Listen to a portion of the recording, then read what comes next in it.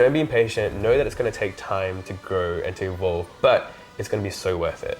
You know, don't just be in a job to settle and because you think it's safe and because you think it's what you should do. You know, really think about what you love and do that, because life is too short to not do the things you love.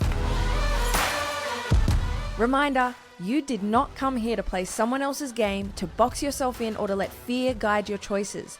You came here to experience joy and abundance and to love the shit out of your life. The Truejectory podcast is here to remind you of a few important truths. 1, you are the creator of your reality. 2, anything that you can dream or imagine, you can create. 3, following passion is the quickest way to align you with your true path. 4, your reality is always a reflection of your current thoughts and beliefs, and those thoughts and beliefs can be changed at any time. You are amazing, and it's time to own who you really are. Tune in weekly to be reminded that you can create the life that you're dreaming of and to learn exactly how to do it. Get inspired by those who have been bold enough to follow their passions and have created their dream life because of it. If you're ready to stop playing small, stop holding yourself back, and start aligning with your trajectory, let's do it. Hi. Hi Sarah, how you doing? Thanks for having me. Thank you so much for being here, Kartik. It is so good to finally meet you in person. I found you on socials, which is, you know, we will talk about socials. There's some parts that are a little bit ups neg, and downs, yeah. but there's some really beautiful parts, and you are one of those parts, because Thank I you. wouldn't have found you otherwise. And I was so drawn to you because you're just so fucking real. Thank you. The first thing I saw of you, I think, was you talking about Australian Idol, and where you're like, that shit's a reality show. And I was like, someone is speaking the truth here. What's happening? Yeah. So thank you for that. And I wouldn't mind tapping into that a little bit, but just want to know, like, first of all, I'd like to introduce this beautiful soul, because that would be good. He is so many things. Like, when I'm looking at your bio, looking at all of the things you've done. So you're a musician, you're a performer, you're a DJ, you're a Host, guitarist, you're a classically trained Pianist. Yeah. Like, that in itself is a whole career and a huge achievement. I'm starting to learn piano and I'm like, how do they do this? Yeah. So that's amazing. I'm very, very envious of that. You're a songwriter, Yes. You're a dancer, You're a TV presenter. Yeah. Like, where does it stop? What are you? Well, What's happened? I don't play flute or violin, so. Okay, all right. So he is human. yeah. Okay. Not perfect, Okay. Making sense now. Amazing. So I would obviously love to tap into your music and all of the amazing things you're doing around your music, your career, and the fact that, you know, this podcast is about showing people who might not be willing yet to jump into their passions because they're a little bit scared, or they're not backing themselves, or they're not believing that it's possible. Hearing from people like yourself going, well, if you do take the leap, this is the sort of thing that can happen. You can create a life that is based around all of these beautiful things that you love. And especially, this is a perfect example. It doesn't have to be just one career. It doesn't have to be one thing. It can be one career built out of 20 different little things, which is what you're doing. Exactly, yeah. So tell me first though, you're so authentic. And I think that's something that people really struggle with. And I will say for myself even, that's something I struggle with sometimes. I can be genuinely myself when I'm talking to my friends, my family, people around me, even people I've just met. But sometimes when I pick up the camera and go to post something on social media, suddenly this mask comes up. Yeah. And I'm aware of it, but I struggle to drop it. You know what I mean? And I think a lot of people struggle with that. So how the F do you maintain being an artist and also being so authentic and real and not worrying? I think in the past we used to worry, if we're too real, we might not get hired for this gig, or we might, you know, jeopardize this relationship with this client, or whatever it is. So how do you balance that? Yeah, well, firstly, thank you, Sarah, for having me on your podcast. It's such an honor. I think one of the biggest compliments that people give me when they meet me in person is they tell me that I'm the same person online and offline. And to me, that means the most, because it means that, yes, I'm being real.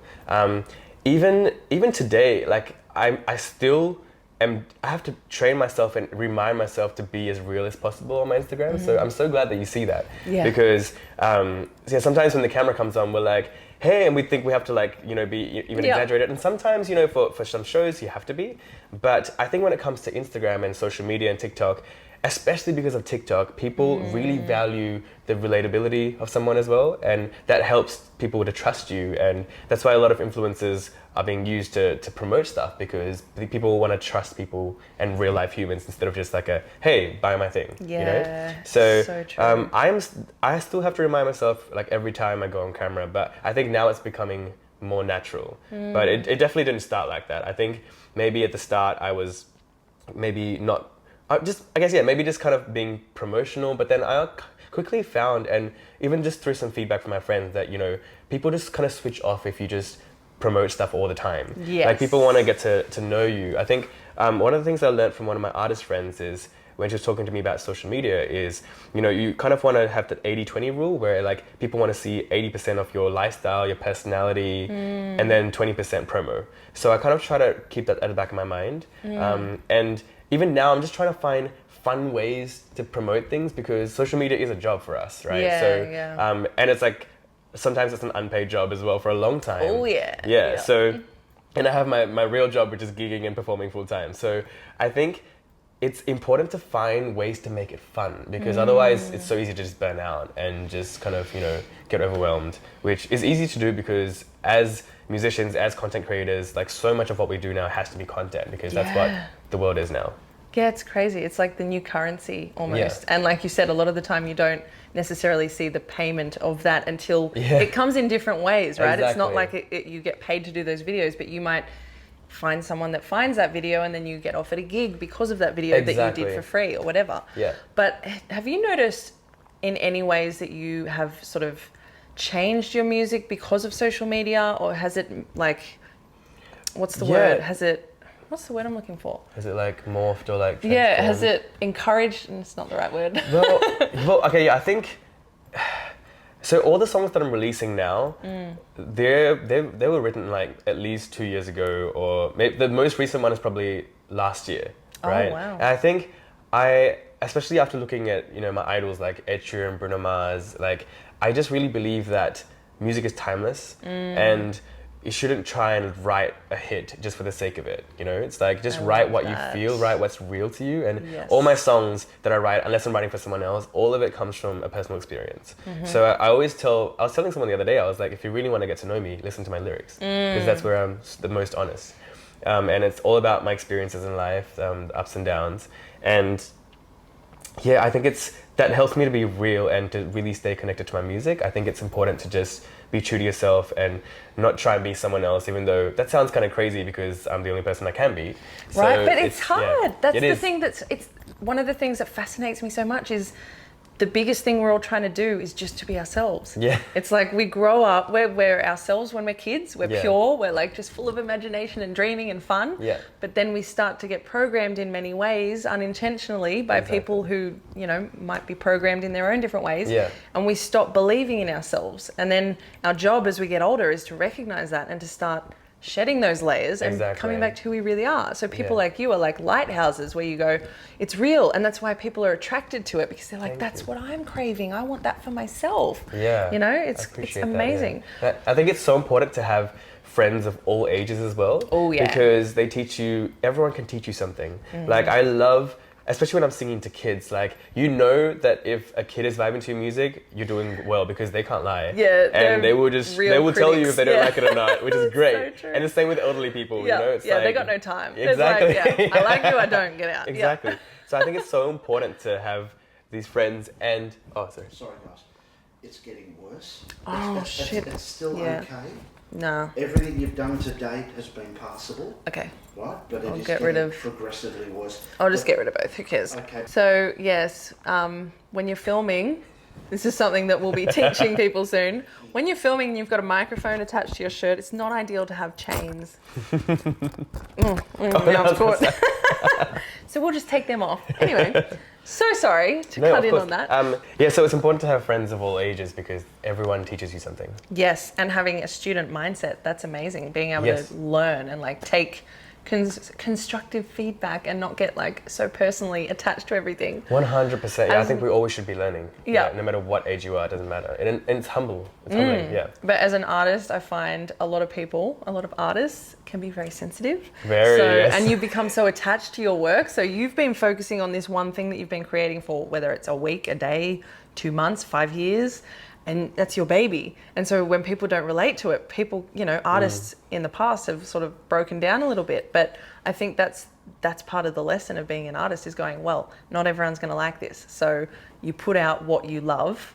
And like you said before, not doing it for the masses. You're doing it for you. You're doing what you love. And I think that's so important. That's a big lesson I had to learn. And that's why I had to take a bit of a step back from my own music. I'm only just getting back into it now, because I found that I was losing the passion and joy for it, because I was doing it for what I thought people wanted to hear, rather than what's in me that needs to be expressed. And now it's like the things that I'm making, and I'm only just beginning. I'm like, this is very different. And this is like, I didn't know I had these sides of me, and it's really exciting to explore this sort of thing now. But I'd love to ask you, because I'm really curious. A lot of artist friends of mine and myself, we talk about this a lot.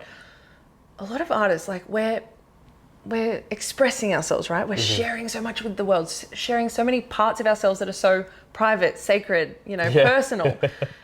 And yet, so that's very bold, and that's very like out there. And yet a lot of us are very introverted sort of people. Like we don't, whether it's that you're actually introverted by nature, or you just need a lot of alone time to sort of offset that performance side of you. What's it like for you? Are you like that, or are you always able to switch on? Well, yeah, so I'm naturally an extroverted person, which I'm very grateful for, because it makes my job easier, especially like performing and hyping the crowd, and I'm always entertaining the crowd. So I don't know how people that are naturally introverted do it, because it must be so tiring for them. Like I feel for them, especially like being on stage all the time. Like for me, being on stage is when I feel the most alive. So I love it. And like, amazing. But the older I get now, not that I'm that old, but like the older I get now, I do appreciate the me time, and that's why it's so nice to live alone and just have the space. But yeah, naturally I'm very extroverted, so I kind of gain energy from other people. That's awesome. But also the right people. I mean, if it's the wrong people, like that will drain my energy too. So that's so true. That's a big one that I've had to learn over the last few years. Have you always sort of found that you've surrounded yourself with good people, you've attracted good people, or have you sort of found periods of your life where you're like, ooh, need to cull these ones? Yeah, it's a very good question, because I mean, now after so many years, like I feel like I have a really good support system in Sydney and all over the world actually, and I am someone that doesn't really have a clique, or like doesn't really have a group. I just have friends everywhere. So which is awesome, because it means that when you travel, you always have friends to hang out with. But with my friends, I've always attracted the right people. But in my relationships, for some reason, I've always attracted the crazy ones. And maybe it's because I'm crazy too, that's one of the lyrics, and that's why I wrote the song "Used to Crazy," which I released. It was the first song I released after a long time in 2020, and it was about all the crazy relationships I used to be in, kind of talk.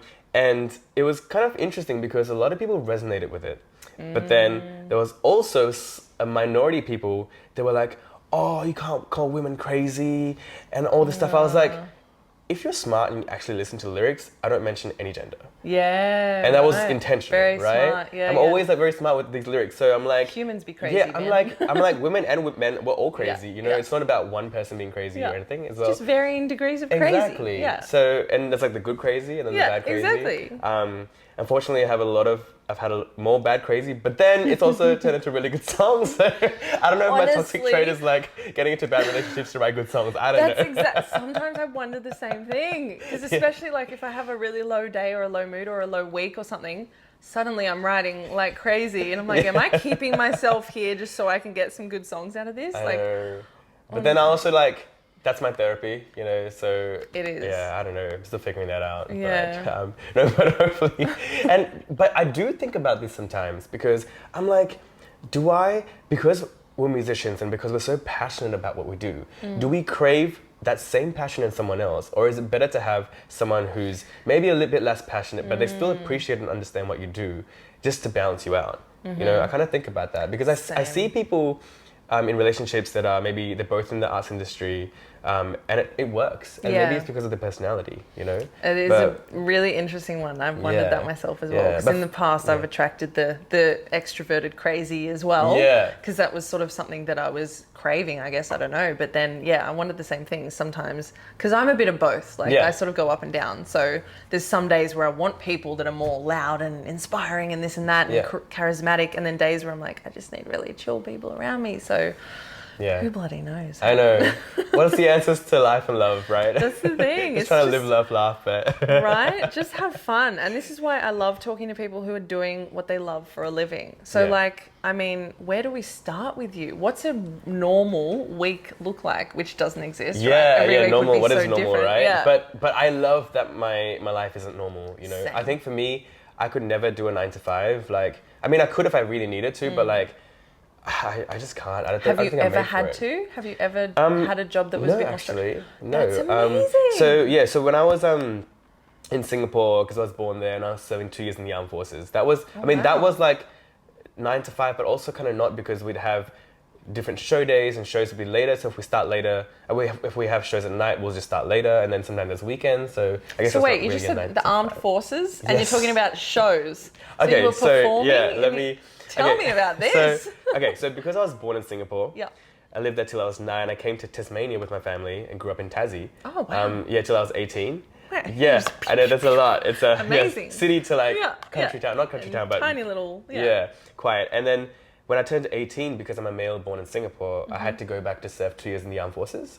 So during my 2 years, like, you know, we did the basic training, like learning how to fire rifles, throw grenades, stay in camps and stuff. But then for most of my service, I was actually an artist in the music and drama company. So that meant I was a singer, dancer, and a host. And that's where I got dance training in hip hop and contemporary.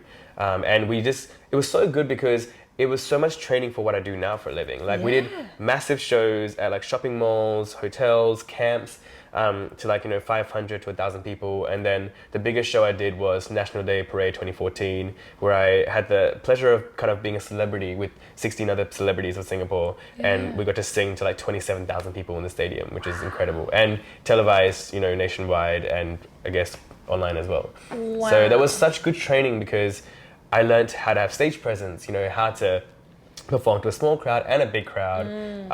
And the crowd in Singapore, I mean, now I've heard that the people in Singapore are being more appreciative of the arts, which is incredible.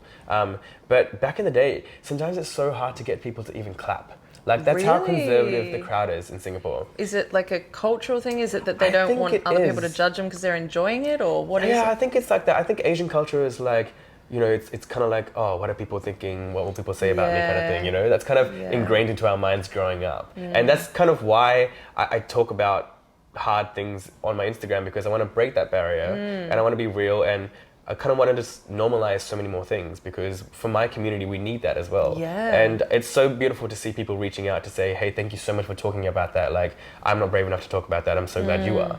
So, so that's my time in Singapore. And then I came to Sydney to study at the Sydney Conservatorium of Music, majoring in classical piano. So I'm a trained concert pianist, but I kind of just love to be in the spotlight and be the singer, guitarist as well, and songwriter. I'll take that skill, but I'm going to add to it. Yeah, but it's such a beautiful skill to have, because my theory's really really good. So like I know what I'm talking about, and like I've musical directed a lot of projects as well. And when people see that you can know your shit, they respect you too. Absolutely, You can back it up with all the action. Yeah, oh my God. all the evidence. So let's get back to what a fake normal week looks like. Because Oh, sorry, yes. No, it's fine. I'm just so curious, because this is the thing. I love knowing about how you've gotten to where you are now. And, with all of these different experiences, you've still managed to like create this incredible career that you enjoy. So thank you, yeah. What is your week look like? So Fridays to Sundays, I keep it free for gigs. Usually, so my main job is I sing for weddings and private functions. It used to be just in Sydney and New South Wales, but now all over the world every weekend. Amazing. Which is great. And I do about 100 to 120 weddings in a year, so it's a lot. Yeah, so that is a lot. Thursday to Sunday, Yes. Friday to Sunday. This year has been a bit quieter, but it's still different things are popping up, which is cool. Yeah. And then a few years ago, I realized how important it is to have one day off in a week at least, and to really prioritize just rest. Yes. So that you can work at your best. So I try to keep every Monday as my day off, which is amazing. as much as possible, but it's hard because there's always stuff to do. Yeah. And then, so Tuesday, Wednesday, Thursday, I'm either songwriting, doing content, in the studio, like recording a song, or doing podcast interviews like this, or just doing so many different things. It could be, you know, anything. Sky's the limit. Oh my exactly. gosh. I would love to tap into, you were saying like how important it is to have a rest day, which I totally agree with. A long time of my life, a long portion of it, I didn't think that was important. Yeah. And it got to the point where my body sort of kicked in and went, you need to rest now. Like you need to prioritize your health over everything. So what about you? Like, do you have any rituals, any daily practices to keep you balanced, to keep your mental health right? Like, do you have any, you know, physical things that you do? Do you go to the gym? Like, how do you look after your physical and mental and emotional bodies? 100%. So I try to go to the gym between Monday and Friday at least 4 to 5 times a week. So like every day. Nice. So I just like, I tried to be a morning person. It didn't really work out. Like a few years ago. You either are or you aren't, right? Exactly. Yeah. I feel like it has to do with your like your genetics and like your grandfathers and grandfathers. I've heard about this where it's like if they stayed out working late, that's kind of passed down through your genetics. So I'm gonna blame it on that. Yeah, but, we'll take that. Yeah, but I try to get up between like 10 a.m. to 12 p.m. every day. But I go to sleep at about between 2 to 3 a.m. So oh my God. I just like start later and work later, crazy, but I still get the same amount done. But yeah, so I think health is so important, especially as a singer, because our bodies are our instruments. Yeah. So yeah, I try to do like a mixture of cardio and weights, and then and just not just that. I try not to drink too much. Sleep is really important for me too. Yeah. I think especially so my voice functions at its best. But also I try to also just like kind of maintain a healthy diet of not being on my phone as much as possible. Love that. Like I actually love being off my phone. So this is great because we can just be present. Yes. And I love being off my phone, especially when I'm on holiday. Like I'll just put my phone away and just go explore and just like detox, because I think it's so necessary. And I love just moments in life where you're really just with someone and like no matter who it is, and you just give them your time. Yeah. And then kind of just like kind of managing expectations of what you see online, and like if you need to like unfollow an account or something that is not good for your health, then do so. You know, it's like I think your mental health is so important as well. And then also I think it's the most important thing is having a really supportive friend group and a supportive system, because I really believe that like that you are the kind of subject of the 5 closest people around you. So I'm very particular about who I keep close to me. Yeah, that's so amazing. It's so important. On that, did you have a lot of support when you were following your music career? Have you always had like a supportive system around you, or have you had to sort of create that as you went? I've been lucky, you know. So my dad, he used to be a musician when he was doing his national service. So I think that's why he understands me a bit more. I've got 2 sisters as well, and we all sing. Oh wow! One older, one younger, and my little sister plays the drums. And my big sister still sings. Family band. Yeah, my big sister still sings in Australia's oldest community jazz band in Tasmania. Oh wow! Yeah, so we're all very musical, and my mum, she's done like drama and stuff, and she just appreciates. So, but it's right, because being brown, this is not a typical kind of career that people see for myself. So I think only until a few years ago, my dad, he was here in my house, and he was like, what do you do during the week? You know, he kind of didn't understand. And then he saw everything that I was doing, like liaising with my video team, like going back and forth with mixes. And he's like, oh, okay, I understand it now. He's like, I'm so proud of you, you know? Yeah. And just hearing that is so important, like as from your parents. It's so important for your parents to support you. Yeah. And for me, like one of the things I'm really big on is when I leave this earth, I want people to remember me as the guy who kind of inspired people, especially the next brown generation, to pursue a career in the arts if that's what they love, because we need so much more diversity. And it's just beautiful. So when kids, you know, see me performing and they get so excited, and parents tell me that their kids have been watching me on YouTube on repeat, I'm like, thank you for streaming that on repeat firstly. But that makes me so excited, because that is inspiration, that seeing that magic in their eyes, that makes me so happy, and that's what I live for. Oh my gosh, I love that. Because that's the thing, so many people who have this creative spirit, don't necessarily grow up with a supportive system around them. Yeah. So they're embedded with this belief constantly that it's not possible. You can't do what you love for a living. Exactly. You can't be creative for a living. And like even your dad, who knew that you could, still needed the evidence of. Yeah. But the thing is, once you do it and you sort of show them that it's possible, they'll be your biggest support system. But a lot of people, I think, fall into that. Well, they say it's not possible, so it's not possible. And that's what we're here to stop. We're here to stop this. Stop it. Yeah. Hey guys, thank you so much for tuning in. I hope you're enjoying this episode so far and getting a lot of value out of it. I'd love to ask you to take just a couple of seconds to rate and subscribe to this channel. Once you do that, take a screenshot, let me see that subscribe button hit and the rating, DM that to me on Instagram at Truejectory, one word, and I have a gift for you. I'm going to send you a link that's going to lead you to some digital artwork. These are pieces that are all original photography. I've gone out in nature and taken some beautiful shots. I've got some quotes over the top. I've got some affirmations. And these are pieces that you can blow up to any size that you wish and hang them around your home or your office. And they're going to keep you in a positive mental headspace at all times. Whenever you look at them, they're really calming, beautiful pieces. So thank you so much in advance for rating and subscribing. I really appreciate your support. It's going to help us get these messages out to a larger audience.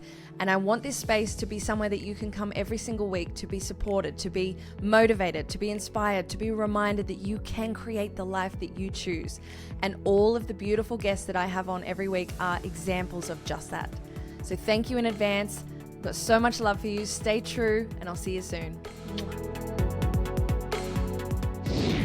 So one thing that I've always found with me and my parents especially is maybe I'm a bit of a rebel, but I always do things and then I tell them. And I feel like that's the best way to do it. That's brilliant. Yeah, because it's easier to ask for forgiveness and permission. So that's good. And it also doesn't give you a chance to get psyched out by someone else's non-belief. Yeah, exactly. And that's also like, because I also want to be my own person, you know. I think it's really important. And living away from, because I live in Sydney by myself and my parents live in Tassie, where I grew up. Oh, so okay, they're still there. Yeah, they're still there. Yeah. So I think it's even little things. When I first came to Sydney, like, I started driving and renting a car, and they were like, no, that's so dangerous, don't drive in Sydney. And I was like, well, I want to be financially independent, I need to drive to do my job. Yeah. And then slowly they became okay with it, and now they're so fine. So it's just little things like that where I feel like I found out that it's always best to do things and then tell them.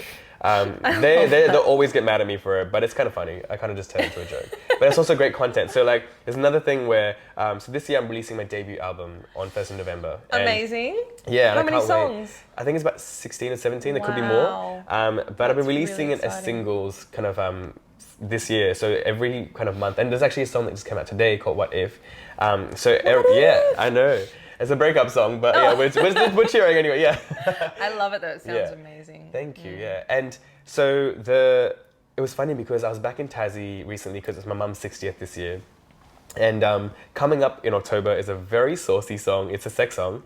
And the last 3 months of last year, I lost 10 kilos because I wanted to get shredded and I want to be topless in my music video. And I wanted to always do a choreographed dance video. Commitment, I love this. So it's a very saucy video, and I didn't tell my parents about it. So when I went back to Tassie, I was like, hey, I got a video to show you. Yeah. And I showed my parents, and my sister recorded the whole thing, and I can't wait to like post that. She recorded the reaction. Response. Yeah, amazing. So it's hilarious. But you see, that's if I told them about the video, they probably would have been like, oh no, like don't do that. Like what will our kind of like relatives think and stuff. I don't think they would say that as much now because they know that I just don't care anymore. Yeah, you're and like a I'm just gonna do whatever I want to no matter do. what. Yeah. Thank you. Yeah. Love it. So it's just funny because I keep surprising them, and then I think now maybe they're just like not surprised anymore when I just do things and tell them. Yeah. So it's just funny. Good. Yeah. I love that. Yeah. No, I think that's a really smart way of doing things. And it also means that you're always doing what you want to do. You're not sort of letting all of these external thoughts get in your head. It's important because I think that, you know, at the end of the day, our parents always want us to be happy. But so it's like if they want us to be happy, if they want to be happy, they've got to want us to be happy first so that they're happy, you know? Yeah. So but they might have different understandings of what is safe or what is right or wrong or whatever. And they're not meaning to hinder you with that, but they're naturally it is hindering you because you're like, well, I've got a different expression. I want to do it this way, or I'm, you know, louder than everyone's been in my family before, and that's okay. Yeah. Yeah, and it's the most meaningful thing to me. Like when I said, when people message me and say thank you for saying this because I couldn't say it, you know. Yeah. So No, it's, that's huge. So it So gives me more courage to speak more about diversity and inclusion and everything as well. Yeah. And I mean, even you were talking about hair transplants the other day. I love Yeah. that. That's got to be huge for guys to talk about this sort of stuff, right? I know Yeah. like women still struggle to talk about hair falling out and all sorts of Right, other yes. things. So like, Yeah. wow. So yeah, for me, I'm 29 now, turning 30 soon, and I noticed that my hair, I was starting to bald, maybe about 23, and I think it could be because of stress, could be because of genetics, but at the time I was doing my full last year of uni, I was managing a wedding agency full time, I was gigging full time, and I was in a really bad relationship. Oh, So I think wow. all of that combined, and I wasn't Drained. like taking care of my body, I wasn't exercising because I just didn't have time to. Yeah. I didn't prioritize it. Yeah. That's when I noticed that my hair started falling out a little bit. And then last year I was like, oh my gosh, especially after doing the TV presenting, and like when you're doing TV presenting, sometimes you just can't control the angles because they need angles of everything. And I saw this like drone shot and it was in the middle of nowhere in Western Australia, and it was so hot and sunny, and like I just saw like a huge shiny patch, and I was like, oh, I hate the way that I look, you know? Yeah. So I was like, and I've been wanting to do this hair transplant. I was actually meant to do it last year in July, but then I got offered to TV present. So I postponed it to this year in February. And it's totally fine. And by the time I got it, like I had this like huge kind of bald patch here. And like the front was still fine, but I just felt kind of insecure about it. So it was just like, either I shave bald now and just like have a beard and accept that look, or I'm still young, like I want to try and see what happens. And luckily, thanks to TikTok, like I found a lot of people that went to this place called Now Hair Time. And a lot of celebrities and a lot of like athletes actually that have been to this place, which kind of built trust. And I was like, okay, I did a lot of research, and the cost is like 1/3 of what it is in Australia, you know, and I got to see another country. So I'm like, let's do it. So wait, where was it? I did it in Turkey. Oh, Yeah, Istanbul, wow. Turkey. So you got a holiday as well. Yeah, well, How I made a amazing. holiday out of it because I went to Yeah. Dubai and then Turkey. Wow. And it was, it's such a great experience, and it's so worth it. And now this is nearly 7 months, 6.5 months. Amazing. Yeah, and I feel so much more confident, you know? So I had to kind of go through like a little bit of an ugly duckling phase, and I was like wearing a beanie to cover it up, but that's fine. It's short-term pain, long-term gain. Yeah, so, exactly. And now, I just like feel so much more confident because like, you know, when you look good, you feel good. So, and I wanted to talk about it on my platforms because it's such a common issue for men. Yeah, absolutely. Like, you know, women get so many things done to them, and like men, it's like we feel shy about this. Yeah. So I think it's important to talk about it, to normalize it. And so many people have reached out being like, hey, I've had the same problem. Like, can you, answer these questions? Like, yeah, I'm so happy to answer DMs and stuff about it. Wow. So it's nice that people are opening up and connecting, you know? That's one of the beautiful things about social media. Like you Yeah. learnt this through TikTok. That's exactly. fantastic. Yeah. Gosh, it's such an interesting world we're in now. Hey, like Very interesting. if you had have told me when I was in high school that you can make a living creating content and just, you know, you don't need, back in the day, you would have needed a manager and an agency and a this and a that to even put that content out into anywhere where anyone would see it. And now you can make whatever you want whenever you want. So there's so much power back in the people's hands. There really is, yeah. But yeah, it's just, I think what you were saying earlier is like you give yourself some breaks from social media as well, especially when you're on holidays. I think that's really important as well. So you're not being just drawn into it all the time, because it can become very addictive and change, and it can change your perception of yourself and everything, because you're always seeing everyone's highlight reels and you're like, everyone else is so happy in the world, and you know, most of them aren't. They're all just posting their highlight reels. So this is why the realness is so important, and people are craving it. And I genuinely think, you know, we go from trend to trend, and it's usually as a collective we sort of go into these different sorts of trends and stuff, but I genuinely think the next trend is no trend. Yeah. Just real. Like everyone's sick of everything. Everyone's sick of the pretending, sick of the salesy side of everything. I see even some people who, you know, I've got friends who are like business coaches and stuff like that, and even they're coming out going, I don't even want to like talk about selling, you know, I've got this beautiful course that I want to give to you guys, but I just don't want to talk about that right now. I just want to talk about how I'm having a rough day and how, you know, this and that and real life stuff. So I think it's important. Because, I mean, you know, when Instagram first came out, it was for everyone to just share some moments and some good times. But then now, because of Meta, it's like, it's turned to a business. Yeah. So it's like, they want you to pay for ads. And like, and people are so sick of getting ads now because they're always talking about ads. So they're craving, authenticity. That's why I love that you're real in your music. So speaking of your music, so you've had CEO come out recently, which has been really good. Can you tell me about that? What was the process of CEO? Definitely, yeah. Bar CEO, guys. Shameless plug. So, CEO, we actually wrote this song at a songwriting camp in 2020, in November. Yeah. And I wrote it with 3 other people who I met at the camp as well. So it was like very fresh. And we initially wrote it for a J-pop group called Ballistic Boys because we had to write for different briefs and stuff. Yep. And I wrote like a very cheesy rap but it was intentional because in case they wanted to translate it to Japanese, we wanted it to be simple Keep it English. simple, yeah. So we wrote that. I loved the song. And then 2 years kind of went by and no one picked it up. Because sometimes it sits like in a catalog and people just sits in like no man's land. And one of my good friends was like, hey, why don't you release it as a Kartik Kuna song? And I was like, oh yeah, that's a good idea. So I was like, okay, let's remove the J-pop dance break. Let's make it a Bhangra breakdown, which is a North Indian style of music.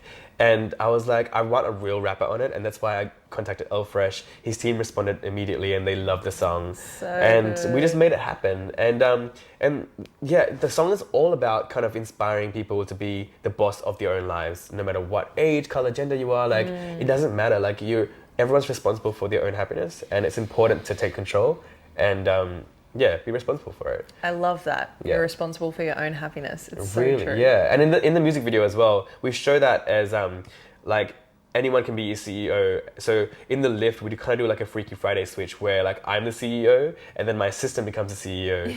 And then after the dance break, we're all CEOs. I love that. So it's it's important I love music videos for that very reason because we can tell the story. Yeah, exactly. And you never know where it's going to go. Hey, sometimes you watch a music video and you're like, whoa, like that's like, what they were thinking when they wrote that, or like that's how they represent it. Okay, cool. Yeah, and it's so lovely to hear that so many people have messaged me being like, oh my god, this is such a catchy song, this is an earworm. Some people are annoyed at me because it's stuck in their head. Yeah, I'm like, it did for me. Yeah, definitely. I'm glad. Like, I'm like, he's got yes, it. go ask for great songwriting. Yeah, exactly. I was reading a little book called, I think the Hit Machine or something like that, and it was talking about how to write hits and what makes a hit song.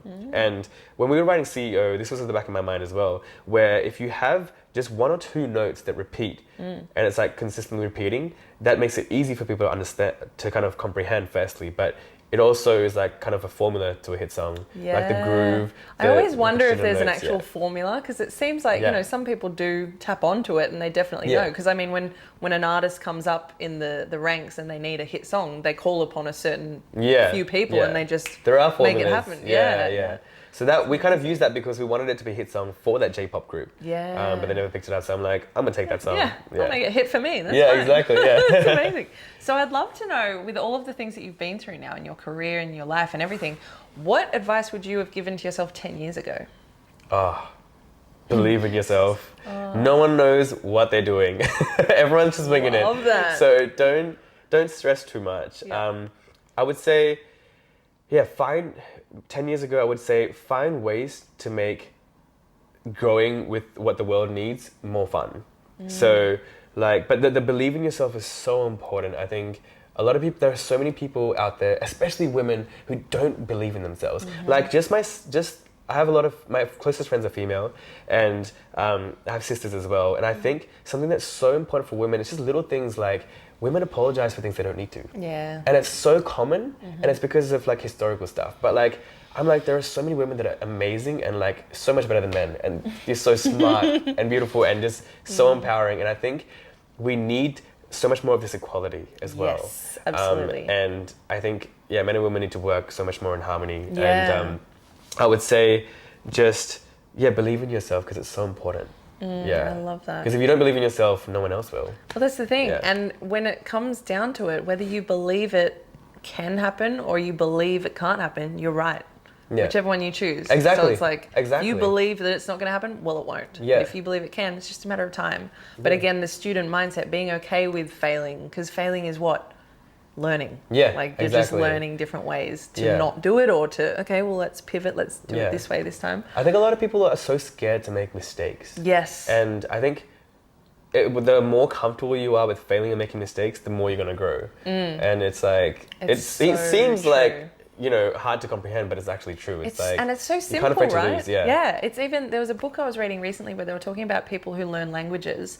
The ones who learn them so fast are the ones who are not afraid to fail or to look stupid in front of people. So they'll go to these countries and they'll say things that are probably ridiculous, but they're okay to do it. Whereas people who are like, I don't want to sound like an idiot, they don't learn the languages very fast. Yeah. So how do you, being so real and honest in yourself in all the different ways and all the spaces of your life, how do you not worry about the judgment of others? Because that's what holds so many people back. That's the main thing that holds people back, right? Yeah. 100%. I was just going to add that I think one thing that I'm so grateful for, especially to my parents, is for giving me music in my life, because I think just through music, through the arts, like just for example, performing, the first rule we learn of performing is to always keep going. You don't stop if you make a mistake, you just keep going. I think that's such a beautiful lesson to just apply to life as well. It's like if you have something go wrong in your life, you got to find a way to kind of build yourself back up again. You can't just stop, maybe stop, write a song and then keep going. Yeah, exactly. I love it. But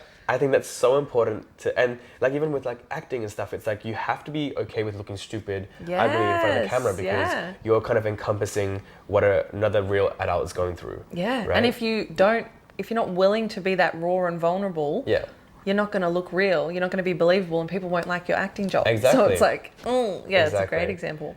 So what was So how do you not worry about the judgment of others? This has taken so long to kind of Some people never get over this, right? Some people, this is huge. They never do. I think, I guess it's just like experience, and like the more like shit you go through and the more hate you get online, the thicker the skin you have to build for yourself. And I've always had like a thick skin, but it just gets thicker and thicker. And I think it's so important if you want to survive in this industry. You can't let things get to you. And once you understand that nothing that people say is ever really personal, it's more about their insecurities, then you kind of, it's so easy to just, you're like, oh, okay, well, it's not really me, it's them. Obviously, it's important to have a small circle of friends that you trust to give you feedback. And I'm so good with like taking criticism. I want people to tell me what I can do better and how I can be better.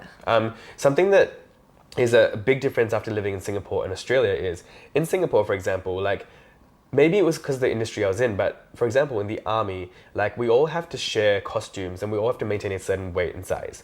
And sometimes, even in like my group meetings, my manager will call someone fat, and that's so normal to me. And I'm just like, but I kind of love that, like, they're so direct, because it's like, if you're fat, like, we've got to just do something about it. And it's not good to be obese. Like, so it's not healthy. But then in Australia, I feel like everything is very on the surface. Sensitive. Like, calling someone fat is worse than calling someone a slut or something like that, right? So it's really interesting to me how it's a different culture over here. So, but I think the friends that I'm closest to and that I get along the best with are people from different parts of Australia or different parts of the world that can be really direct and I can take it and they can take it too. And I think that's really important as a human, to have people that can tell you off when they need to, can tell you like what to improve on, and to you constantly grow together, because that's the only way to grow. Otherwise people are delulu. Otherwise you just got yes men around you and they're just like agreeing with everything. That's not good with anything. No, it's not helpful. I think something that's kind of a clear example of that, I might be wrong about this may be controversial, but Love the girl that just represented us at the Olympics for breakdancing. Like, I've only just sort of tapped into this recently. That's crazy to me. I think it's just, I'm being investigated right now. What part? I actually don't know that much about it. Pretty much, she somehow I've seen a couple of these. The kangaroos got to represent Australia. During the female breakdancing component, and she's just turned into a viral meme now because she just looks like she's squirming on the floor. And I think this is a bigger issue where we found out through research that her husband was actually on the team that, like the judging team for Australia that judges selects people and sends people. So it's a bit of like, do you call it nepotism? Yeah. So I think she just thought she wanted to send herself to Paris. And like, I think that was her way of getting to Paris. And it kind of looks like a big joke because she's a lecturer at Macquarie Uni and her PhD is in breakdancing. Which is, it just looks like a joke. But I'm I feel annoyed for Australia because Australia was doing so well at the Olympics. Yeah, and we have talented yeah, breakdancers and out here. and this is not about being female or male. It has nothing to do with that. It just has to do with ability. Yeah, yeah. And like, I think she's just gaslighting the whole world. She's being like, maybe her manager is saying that like, oh, if you like have anything bad to say about her, you're a misogynist. And it's like, no, it's not about that. And I think the world has gone so crazy about this woke thing that like people are failing to see what's really in front of them. Cancel culture and all this again makes everyone fearful of just speaking the truth. And that's the thing. People are just not taking responsibility for their actions. So it's like she's just embarrassed our whole country. And like the guy the male breakdancer, he's incredible. And like. I made like a parody reel about this recently on the day after the thing came out, and one person that actually knew her kind of like not lashed out at me, but was like disappointed that I did that, and she was saying that like, oh no, like, you know, like she had a shit go, but like I've seen her do better and stuff, and I was like, surely in the whole of Australia we have a better breakdancer. Like, and she showed me like the person that came second. I was like, this girl's amazing. Oh really? Why did she get sent? You know, and I'm sure we have like young kids who are incredible. Like, look at our skateboarder, Arisa True. She won gold and she's 14 years old. That's the thing. Like, there's incredible. a whole culture of like, So I think, and this is the first time breakdancing's been in the competition as well. Exactly. And I feel like, and Paris has just announced that they're not going to continue breakdancing in the next Olympics, which is so sad because it's an incredible sport. And I feel like it's kind of because of her, and she's going to ruin it for the next generation, you know? So it has crazy effects.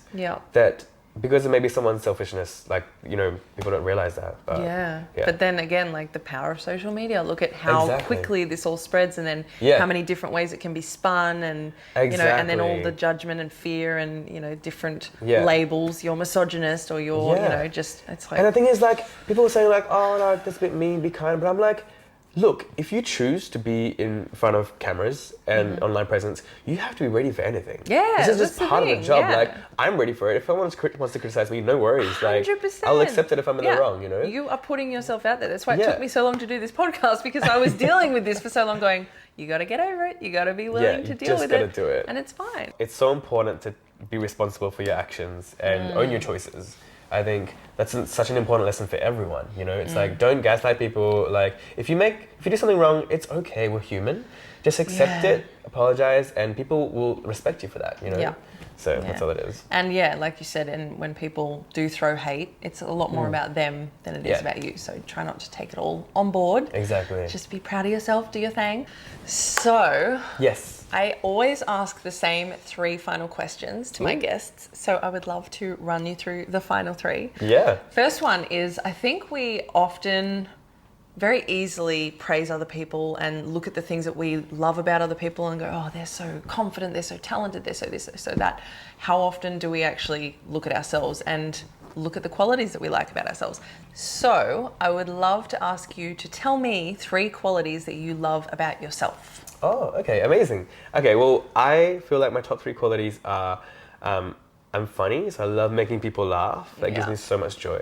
I think kindness as well. I think it's so important to be kind to everyone, like even if it's the cleaner, the security guard, like it doesn't matter who they are. I think it's important to treat everyone as human. That's something my parents taught me as well. And 3, I like my looks. Yes! Love! I'm like, thank you parents for my good genetics. Because I feel like that's also kind of the one of the reasons why I get hired as well too. You're a performer. Performer is part of the look. Aesthetics, everything. Oh, I didn't even say that I like my singing. That's fine. Doesn't matter. I was gonna say, he's also like super multi-talented, but that's just part of your blood. That's just who you are. That's amazing. But we see that's not just talent, it's like hard work as well, and that takes so many years to perfect. And I think people don't realize that as well. I think people think that you come out of the womb and you're amazing. But no, you gotta sound shit before you sound good. So I love that. They're really good ones. Thank you. So, second last question. A lot of people have different ideas about what it means to be in your purpose. So, and I love all the different examples and people's different tellings of this. So, what does it mean to you? What does it look like to be in your purpose? Definitely. I think COVID was a great time for us to kind of just like, we had like an overnight loss of income and overnight loss of work, but we just had to sit with our demons and figure out all our shit. And during this time, it was beautiful because I finally figured out my purpose. And my purpose in life, I've realized, is to inspire the next brown generation to pursue a career in the arts if that's what they love, because we need so much more diversity.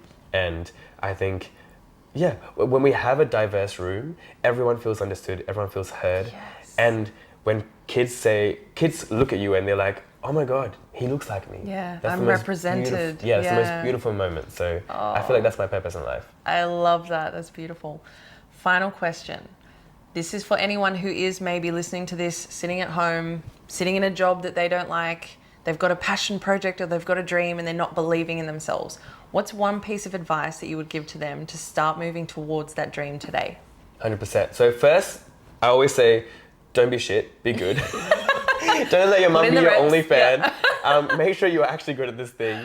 And if you really love it, believe in yourself. And just know that it's going to take you, there's the 10-year or 10,000 hour theory. I really believe in that, where you have to spend that amount of time to really master something. Yep. So don't be impatient. Know that it's going to take time to grow and to evolve, but it's going to be so worth it. Don't just be in a job to settle and because you think it's safe and because you think it's what you should do. Really think about what you love and do that, because life is too short to not do the things you love. I love that. Oh, thank you so much, Kartik, for all of your time today and all of your wisdom. I mean, we could talk for hours and hours. 100%, I think yeah. We're melting into the couch at this point. Yeah. It's so comfy. But thank you for your time. And yeah, I'm so excited to see your album come out soon. What date is that again? So it's going to be 1st of November 2024. CEO coming out to you. Yes, amazing. And how... CEO, the album, 1st of November, coming out to you. And how can people get in touch with you? What's the best way? Tell the peoples. All right, party people. Follow me on Instagram. It's at Kartik Kuna, KartikKuna. Sarah will put it in the description below as well. Yes, she will. Spotify, YouTube, that's where I'm most active. So follow, spread it to at least one person you know, because that'll be tenfold. Thank you. Amazing. Thank you, brother. Thank you. Thanks so much. Oh, it's been a pleasure. Thank you so much. Wow.